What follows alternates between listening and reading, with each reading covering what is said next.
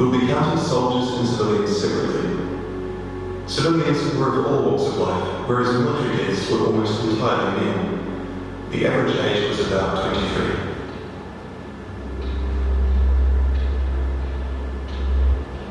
In most battles, for every 1,000 soldiers killed, there were more than 1,000 who were injured.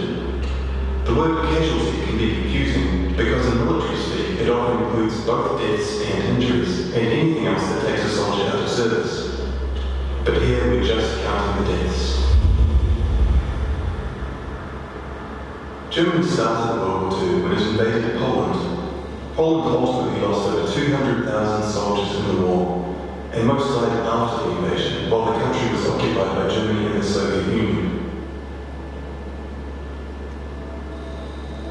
Meanwhile, Germany lost just 16,000 in the invasion of Poland. The Germans went on to invade and conquer other countries, including Denmark, Belgium, the Netherlands, France, Greece, and Yugoslavia. France surrendered, but after losing 92,000 soldiers in the Battle of France. Over 200,000 ultimately fell, which includes deaths in POW camps, French colonies, and other fighting. Yugoslavia suffered almost 500,000 military deaths. The initial invasion brought relatively few casualties on both sides, but the deaths mounted under Nazi occupation due to guerrilla fighting, civil conflict, and mass executions. The German invasions were swift, with relatively few losses. Even the German commanders expressed surprise at their success.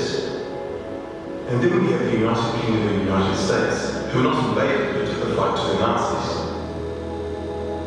Britain lost about the same number of soldiers as the US, which includes British colonies. Germany lost about 500,000 soldiers fighting the US and Britain in what is known as the Western Front, which took place in France and Belgium.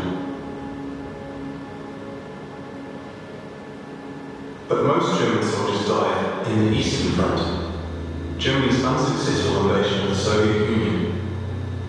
The numbers are staggering. The most famous battle of the Eastern Front, and perhaps the turning point of the European War, was Stalingrad. The German Sixth Army successfully took Stalingrad, but then got surrounded by Soviets and cut off from food and ammunition. 500,000 Germans would ultimately die in Stalingrad. Another 100,000 were taken prisoner, of which only 6,000 would ever return. POWs had a low survival rate throughout World War II, and was particularly grim in the East. When you include these POWs, roughly the same number of Germans died in Stalingrad as all the Western Front fighting against France, the UK, and the US. And though Stalingrad was a victory for the Soviets, they suffered almost twice as many losses as Germany. The Soviet Union would eventually defeat the once unstoppable German army, killing 2.3 million German soldiers.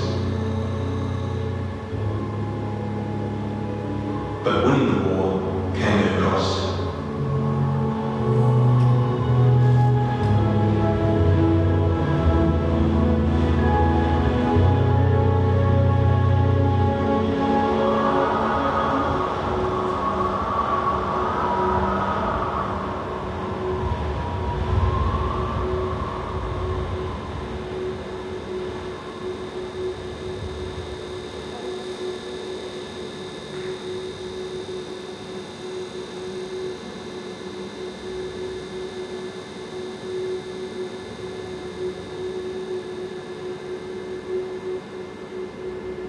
$8.7 million is the official tally by the Russian military, a hotly disputed number.